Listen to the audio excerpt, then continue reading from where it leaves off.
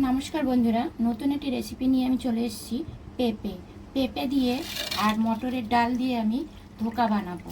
মটরের ডাল আমি ভিজিয়ে রেখেছি, আর এখানে রেখেছি আলু কেটে রেখে দিয়েছি। আর এখানে মশলা আমি শিলে বেটে নেব, আদা, ধনে, জিরে, শুকনো লঙ্কা বেটে নেব। এটা আমি পুড়িয়ে নিচ্ছি।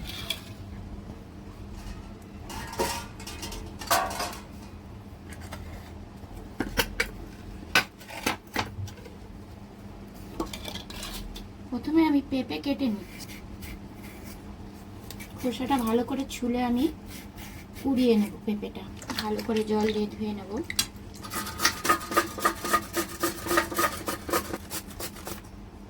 এখন আমার পেঁপে পোড়ানো হয়ে গেছে।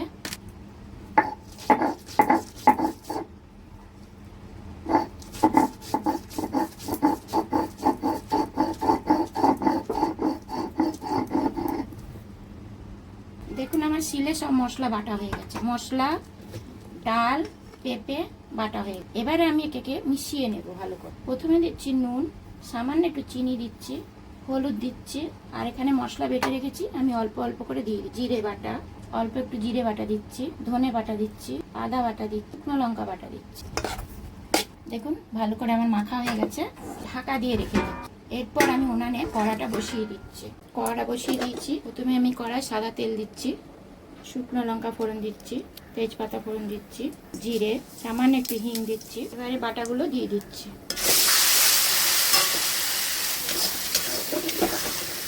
কত জল শুকিয়ে নিয়েছে। এবার আস্তে আস্তে পুরটা যেটা রাখবো সেটা আমি একটু তেল দিয়ে রেখে রাখছি। এটা হয়ে গেছে আমার। এবার আমি নামিয়ে নেব। গরম বলে হাত দিয়ে দিতে পারলাম না, আমি খুন্তি দিয়ে দিয়ে দিলাম। এটা ঠান্ডা করতে দিচ্ছি। আমি এরপরে আলু ভেজে নিই। দেখুন আমি কড়া বসিয়ে দিয়েছি। কড়াই আমি সাদা তেল দিয়ে দিলাম। প্রথমে আমি কড়াই নুন দিয়ে দিচ্ছি।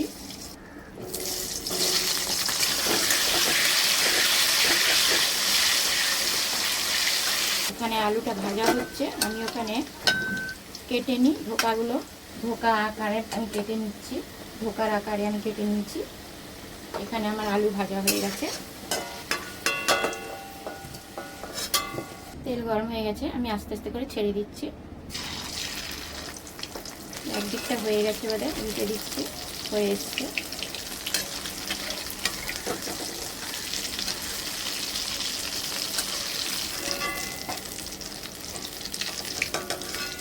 দেখুন আমার সব ধোকা ভাজা হয়ে গেছে। তেল গরম হয়ে এসছে। শুকনো লঙ্কা, তেজপাতা, গরম মশলা, জিরে, এর মধ্যে সামান্য একটু হিং দিচ্ছি। হিঙের মধ্যে সামান্য একটু ঘি দিচ্ছি।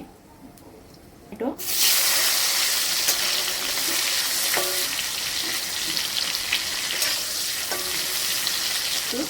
জল অ্যাড করে দিচ্ছি। প্রথমে দিচ্ছি ধনে বাটা, আদা বাটা, শুকনো লঙ্কা বাটা, গুঁড়ো দিচ্ছি, স্বাদ মতো নুন দিচ্ছি, সামান্য চিনি দিচ্ছি।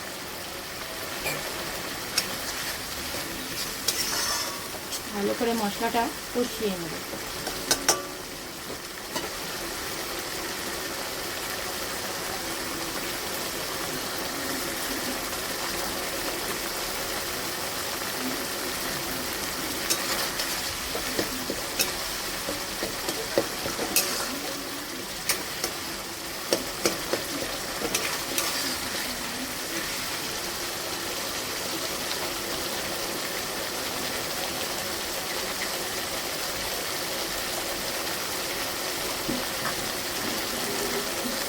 এর সঙ্গে আমি আলু অ্যাড করে দিচ্ছি।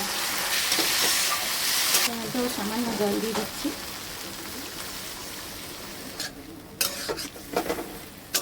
আলুটা সেদ্ধ করার জন্য আমি ঢাকা দিয়ে দিচ্ছি। 5 মিনিটের মধ্যে ফিরে আসবো।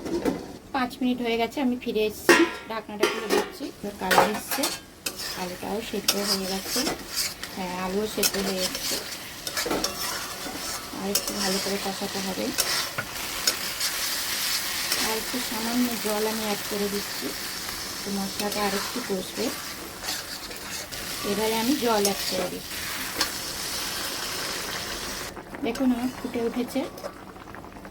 এক এক করে ছাড়বো না, আমি এইভাবেই ছেড়ে দিচ্ছি। দেখুন কত সুন্দর পিস হয়েছে। কেউ বলবে এটা পেঁপের ধোকা? এইভাবে নাড়িয়ে দিতে হবে। অনেক বাচ্চারা, অনেক বড়রাও পেঁপে খেতে চায় না। এইভাবে পেঁপে তৈরি করে, এইভাবেই আমি যেভাবে পেঁপেটা তৈরি করলাম, ডাল দিয়ে পেঁপে দিয়ে ধোকা, এভাবেই তৈরি করে দেবে, দেখবেন ওরা খেয়ে কত মজা পাবে। এর মধ্যে আমি কাঁচা লঙ্কা দিয়ে দিচ্ছি 4 পিস। এবার শিলে বাটা গরম মশলা আমি দিয়ে দিচ্ছি। এর মধ্যে সামান্য ঘি অ্যাড করছি, নাহলে ভাল লাগবে না খেতে। ধোকা আমার রেডি, আমি ঢেলে নিচ্ছি, পাত্রে আমি ঢেলে নিচ্ছি।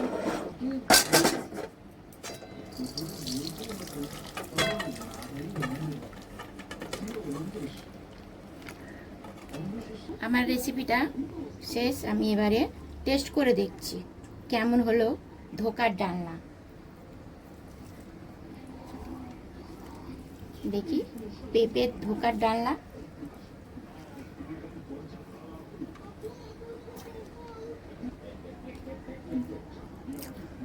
দারুণ হয়েছে। কেউ বলবে না এটা পেঁপের ধোকা। যে একবার খাবে বারবার খেতে ইচ্ছে করবে। এই রেসিপিটা এখানেই শেষ করছি, আবার আসবো নতুন একটি রেসিপি নিয়ে।